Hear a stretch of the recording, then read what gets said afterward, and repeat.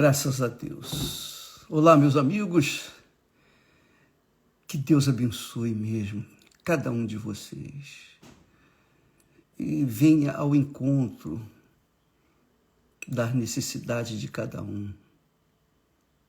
Que venha ao encontro da sua necessidade, para que o nome dele seja santificado na sua vida, para que o seu testemunho venha santificar o nome dele aqui na terra, para que as pessoas que você conhece, os amigos conhecidos, os vizinhos, os parentes, todos, venham saber que ele, Deus, existe e que se torna galardoador, abençoador daqueles que o buscam. E independentemente se merecem ou não merecem, claro que ninguém merece nada de Deus, mas, independentemente dos méritos, ele ouve e responde àqueles que o invocam com sinceridade. Sinceridade. Esse é o segredo. Quando a pessoa é sincera com Deus, ela está mostrando uma fé puríssima, puríssima. E Deus ouve e atende a sua oração, independentemente da religião que ela professa, independentemente de qualquer coisa, se ela merece ou não, não é o caso. O que importa é que a sua fé tem que ser pura, sincera, verdadeira. Imediatamente Deus vem ao seu encontro. Portanto, você não precisa do Bispo Macedo, não precisa da Igreja Universal, você não precisa de ninguém para chegar a Deus. Você só precisa de você mesmo. Só de você mesmo. Você viu esse testemunho magnífico desse rapaz que nós postamos ontem? Você conseguiu perceber nas suas palavras a pureza, a sinceridade de como ele encontrou com a sua liberdade, a sua vida nova? Você reparou isso? Você teve sensibilidade para ver como se agrada a Deus? Pois bem, esse rapaz aí é um testemunho belíssimo, magnífico, porque mostra que ninguém precisa de ninguém para chegar até Deus. Basta a pessoa ser sincera, verdadeira, rasgar o seu coração. É isso aí, minha amiga e meu amigo. Você sabe por quê? Você sabe por quê que muita gente é religiosa, caridosa, bondosa, gente que não vive no pecado, está dentro das igrejas, são pessoas aparentemente leais, fiéis a Deus, não vivem no pecado, porém, elas têm a vida atrofiada, presa, amarrada, atolada. Você já viu um animal atolado na lama? Na lama? Você já viu? Coitadinho, ele fica ali, ele não tem como sair. Ele não tem como sair, porque ele, mesmo com toda a sua força, ele não consegue sair. Porque quanto mais ele se mexe, mais ele atola. Mas Deus é grande, imenso, infinitamente grande. É impossível descrever a grandeza de Deus. A gente pode ter uma leve impressão ou visão da grandeza dele quando olhamos para os céus, o infinito diante dos nossos olhos, o infinito. Quando olhamos para o mar, puxa, a imensidão do mar. Quando olhamos também para aquelas flores pequenininhas, quase que despercebível aos olhos humanos, mas elas carregam um perfume inigualável, uma beleza extraordinária, perfeitíssima.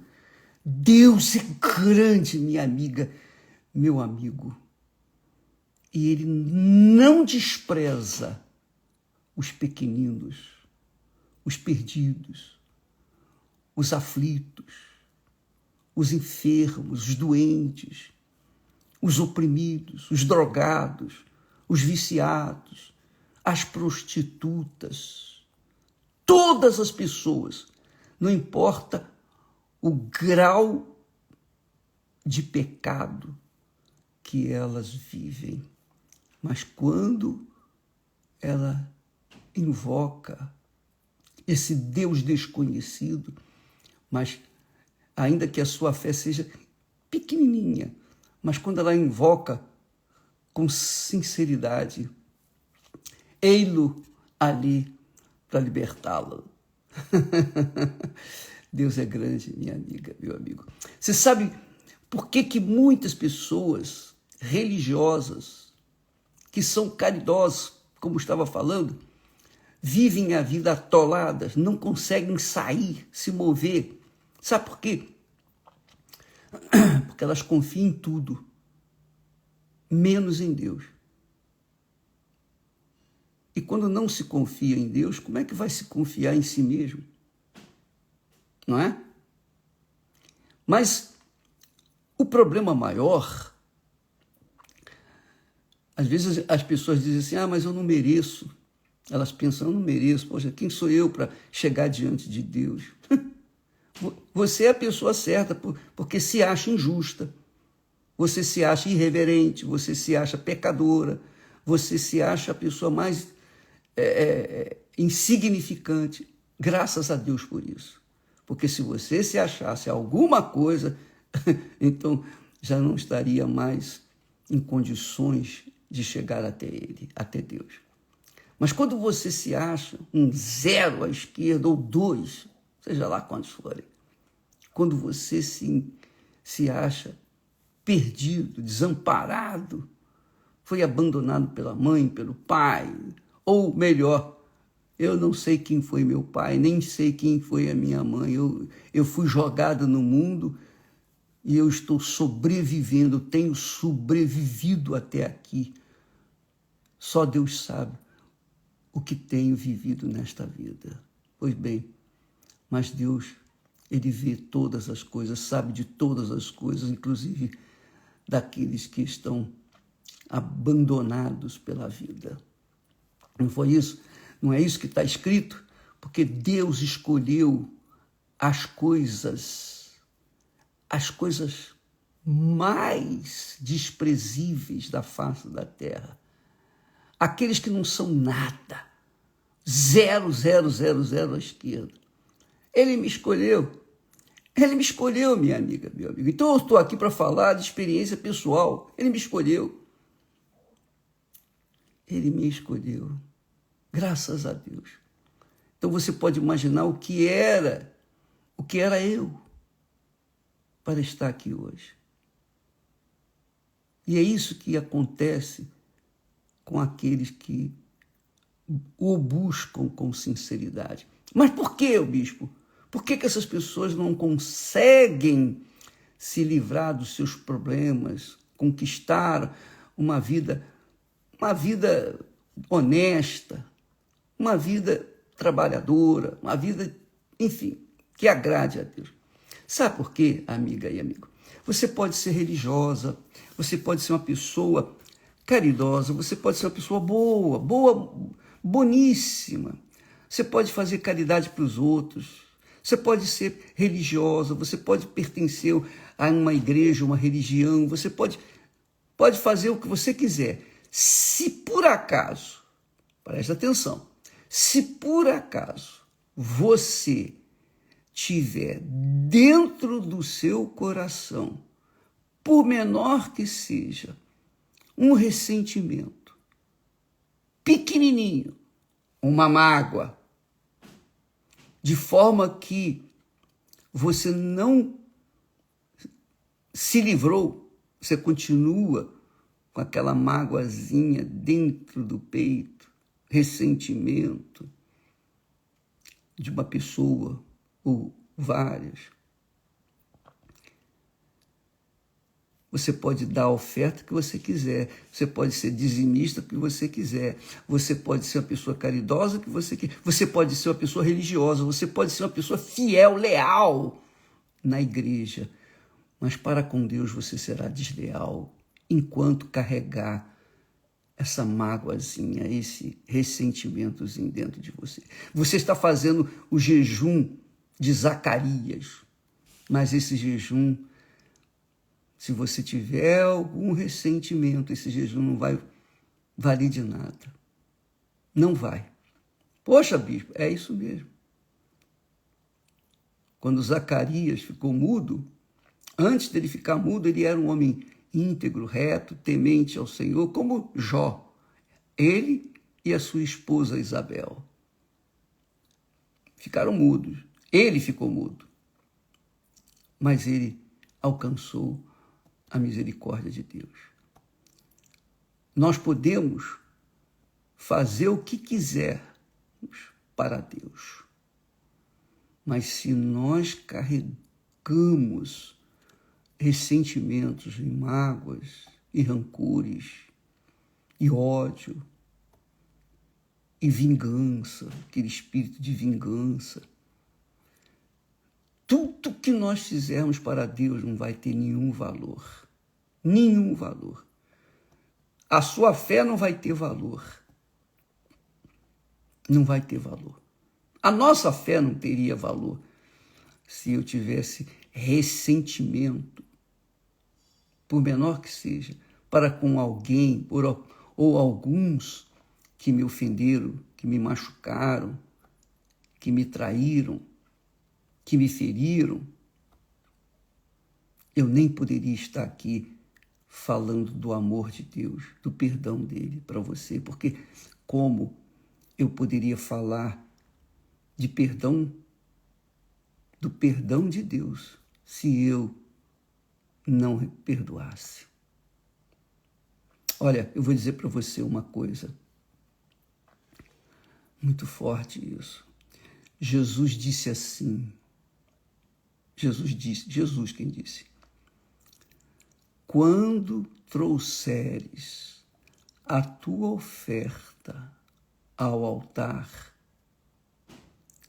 e te lembrares de que teu irmão tem alguma coisa contra ti, deixa a tua oferta diante do altar. Diante do altar. Não no altar, diante do altar. Deixa a tua oferta diante do altar. Essa oferta não serve, porque essa oferta vem com mágoa, com ressentimento, com falta de perdão. Então essa oferta não serve. Deixa diante do altar, volta lá para se reconciliar com o seu irmão. Depois, vem, toma a tua oferta e coloca no altar. Aí o altar vai santificar essa oferta. O altar vai empoderar essa oferta. Essa oferta vai ser aceita por Deus, porque a oferta significa, simboliza, tipifica o nosso coração, a nossa alma, pura, vazia, arrependida, sincera. Aí Deus aceita. Mas, se não houver essa pureza no interior pureza de ressentimentos. Você pode ser até uma pessoa pecadora. Você pode cometer qualquer outro tipo de pecado.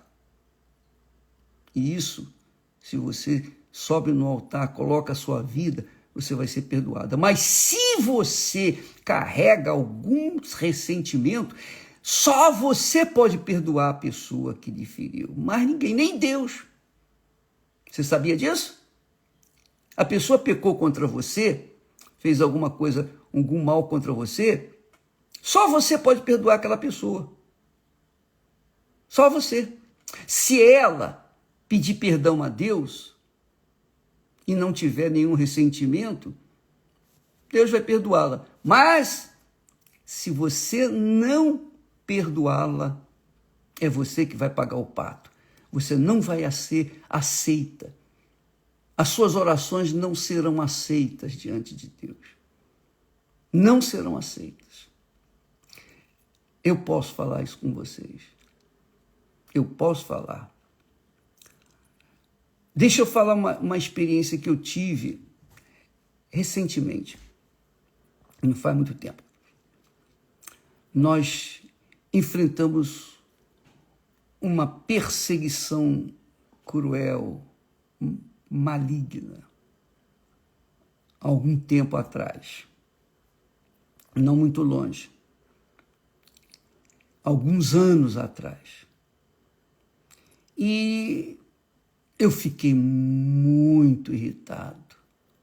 Eu fiquei muito revoltado. Revoltado porque foi uma injustiça. Mas uma injustiça assim cruel.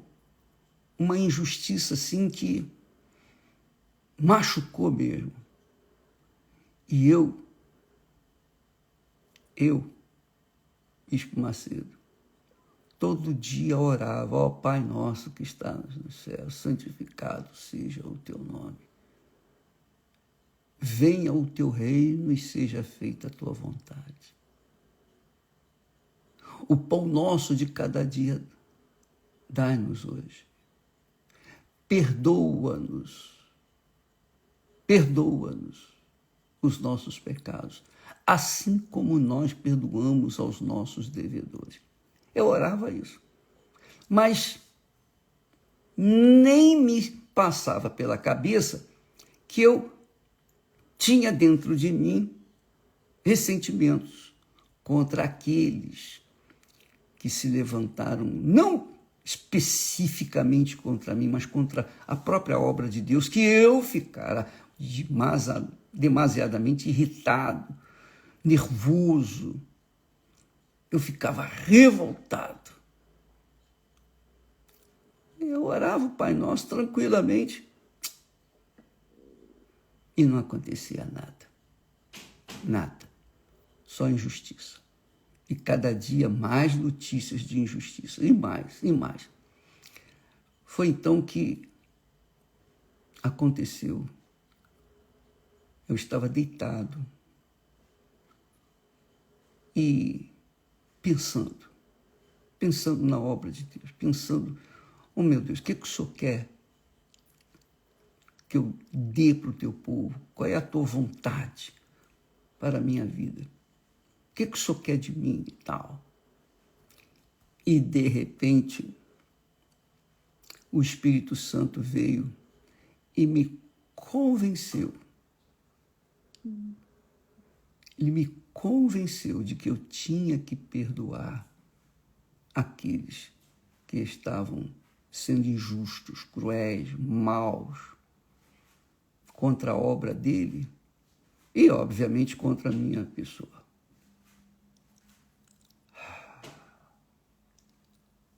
Na hora,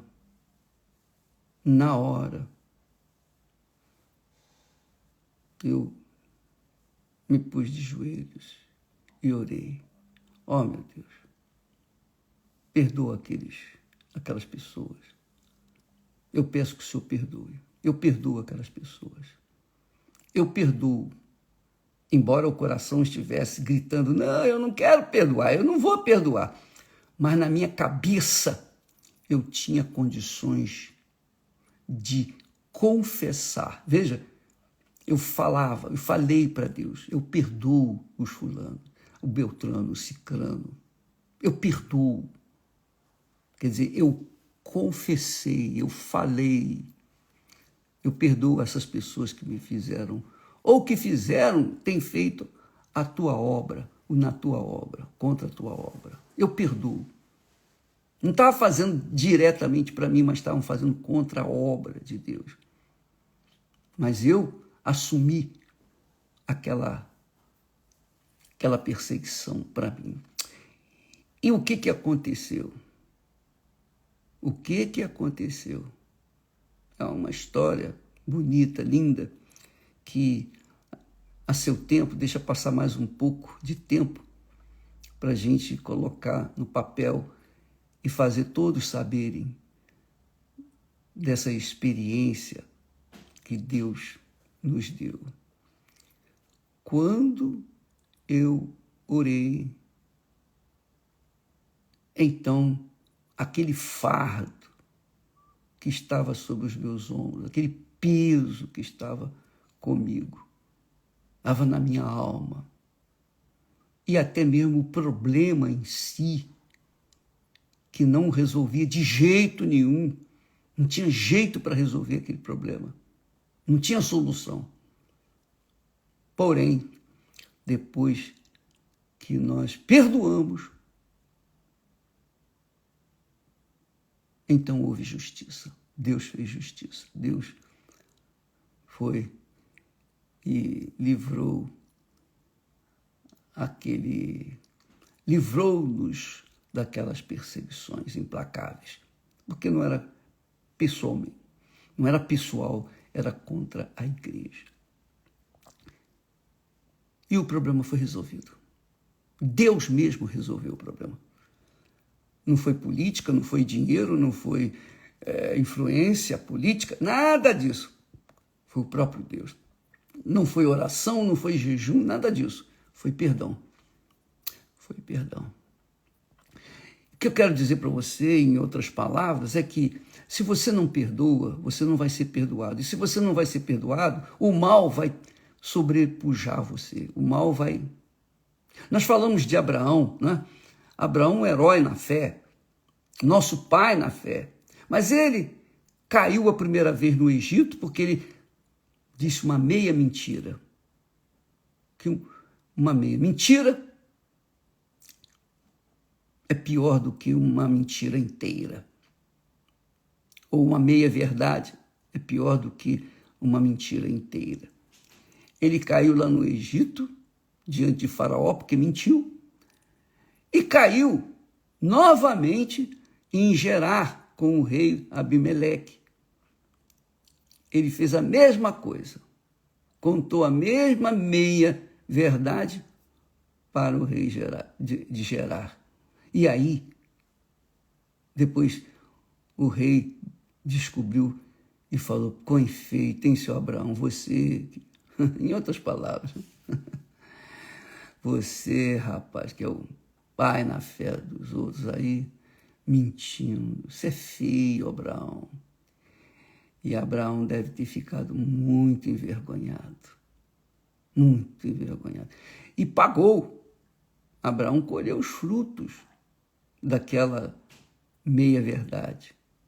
Porque a sua mulher também mentiu, e a sua mulher foi a causa dele ter que deitar com Agar, a sua escrava egípcia, gerar nela um filho. Esse filho veio a ser o pai da nação árabe, que não estava nos planos de Deus. Então, você vê que uma mentirinha lá atrás, meia verdade lá atrás, fez Abraão gerar, enfim, cair no conto do amor de Sara, que não tinha filho, então gera um filho aí para mim através dessa escrava. Deu um jeitinho, sabe? jeitosamente. Jesus fala que jeitosamente os fariseus, os hipócritas, tentam dar um jeitinho nas palavras de Deus. Pois bem, nos mandamentos de Deus. Abraão colheu os frutos desse pecado. Ele não se converteu, ele não se arrependeu do primeiro pecado lá no Egito e cometeu o mesmo lá em Gerar. Por isso que Abraão teve que colher frutos ruins. Deus perdoou porque ele considerou, Abraão perdoou.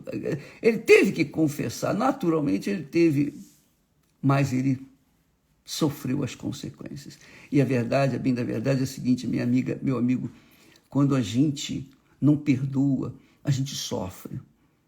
A gente sofre. E ninguém pode tirar o nosso sofrimento, nem Deus pode tirar o nosso sofrimento, porque depende só de nós. Perdoar. Nós temos que perdoar.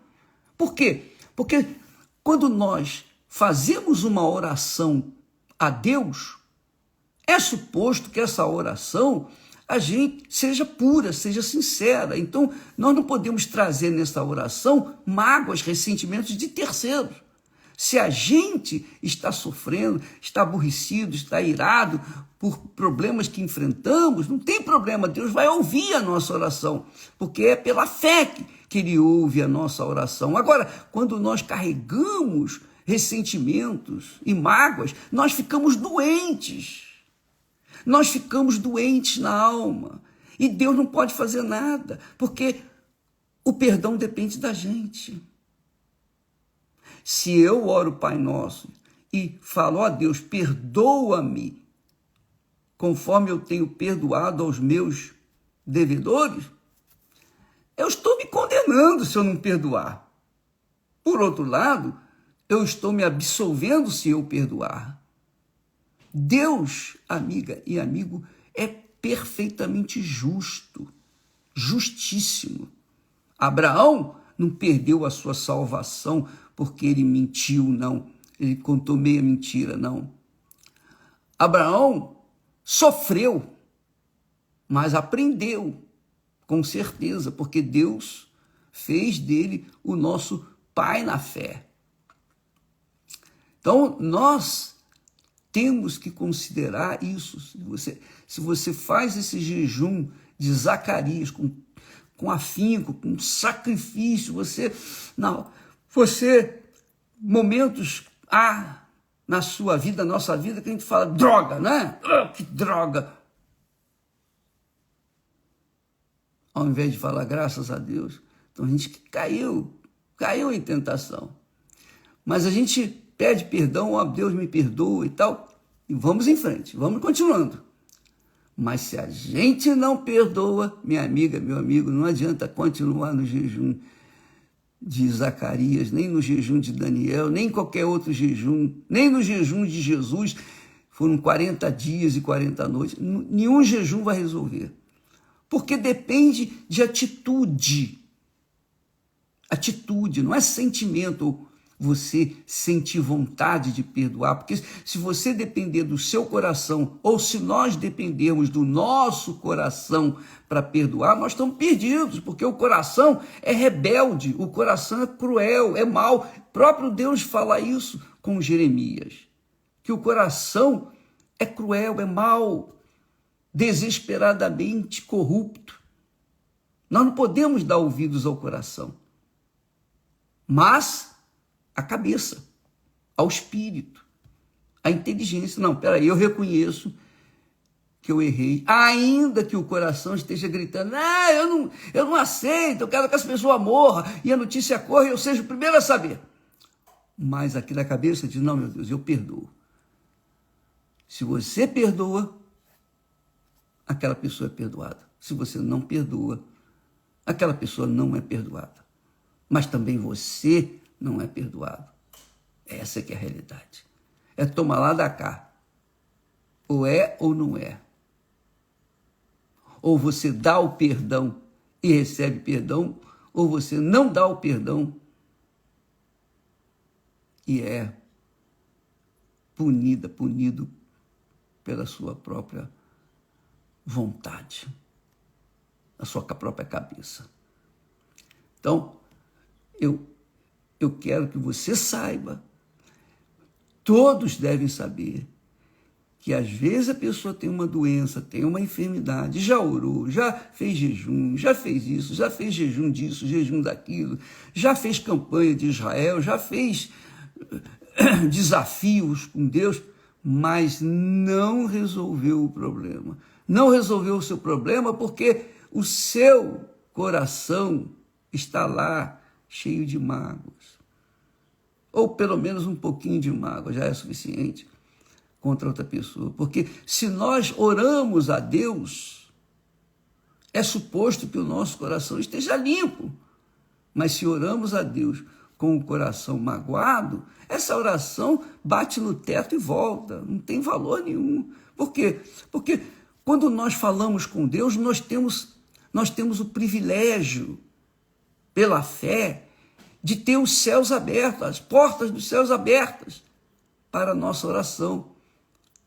Mas se nós fechamos o nosso coração para pessoas que nos feriram, a nossa oração, os céus são de bronze, não passa a oração até lá, até Deus.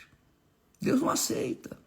Então, você tem que perdoar, mesmo que o seu coração não goste, mesmo que o seu coração reclame, perdoe.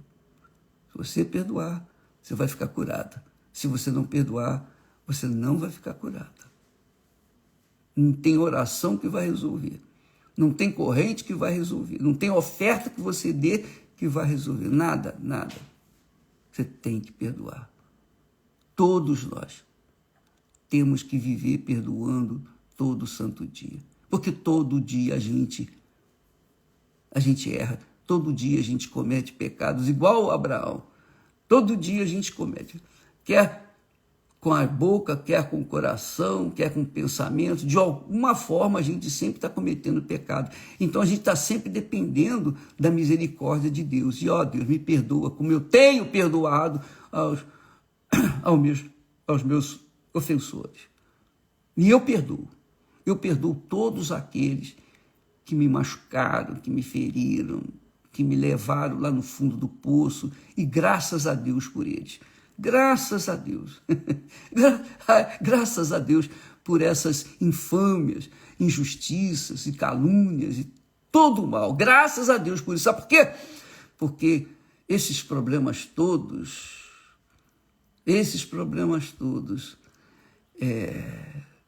serviram para que eu viesse estar atento, vigilante, para não cair na tentação da mágoa, do ressentimento. Entendeu, minha amiga, meu amigo? Deus coloca um tubarão no nosso aquário para a gente nem cochilar.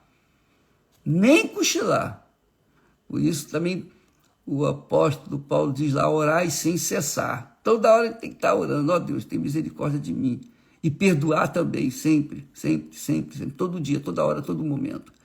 A pessoa fez uma vez, fez 2, 4, 10, 1000 vezes, não importa, você tem que perdoar. Jesus disse perdoar. E aí Pedro perguntou, Senhor, até quantas vezes tenho que perdoar? 7 vezes? Jesus disse, não, 70 vezes 7, quer dizer, continuamente, toda hora, todo momento, que a gente for pego com um ressentimento, a gente tem que orar pela pessoa com quem estamos ressentindo. Então você vê muitas pessoas que dizem ter o Espírito Santo, falam em línguas, profetizam e tal, mas a vida é um fracasso total. Por quê? Porque o Espírito Santo que está nela não é o Espírito Santo, é o Espírito do engano. Elas falam em língua do diabo, profetizam a palavra delas mesmas, ou do diabo, e são iludidas com as suas obras religiosas, mas as suas vidas são como uma vaca atolada lá no lamaçal, coitadinha, que não tem como sair. Não tem como sair. A não ser que elas perdoem. Aí sim. Ande com perdão nos lábios, minha amiga, meu amigo. Ande com perdão. Coma o perdão. Perdoa como o pão nosso de cada dia. Todo dia perdoando, perdoando, perdoando, perdoando. Não se deite com mágoa no coração. Perdoa. Todo dia. Perdoa-me, Senhor. Assim como eu perdoo mesmo aos meus devedores, aos meus ofensores. Nós temos que perdoar todo dia. E não só falar, né? Mas praticar aquilo que a gente confessa. Viu? O jejum de Zacarias é poderoso, mas não resolve o problema de perdão. Só você pode perdoar, mais ninguém. Só você. E não adianta falar, ó Deus, perdoa essa pessoa que me fez mal. Não, você que tem que perdoar. Ela fez mal a você, é você que tem que perdoar. Só você tem poder e autoridade para perdoá-la. Se você perdoá-la, ela vai ser perdoada. Essa é a verdade. Deus abençoe a todos vocês. Viu? Use a fé com inteligência. Porque se a gente não usar a fé com sabedoria, com inteligência, a fé vai fazer a gente ficar iludido com as caridades, as obras dentro da igreja. Porque o coração magoado, sem o perdão, é a alma. O coração representa a alma. Se a alma não perdoa, como é que ela pode ser perdoada por Deus? Ela pode perdoar. Só ela tem poder para autoridade para perdoar aquelas pessoas que fizeram mal a ela. Então, essa alma tem que perdoar. Se ela não perdoar, se ela não perdoa, ela não será perdoada e, obviamente, estará condenada. Estará condenada. Deus abençoe, então, a todos, em nome do Senhor Jesus. Graças a Deus. Até amanhã.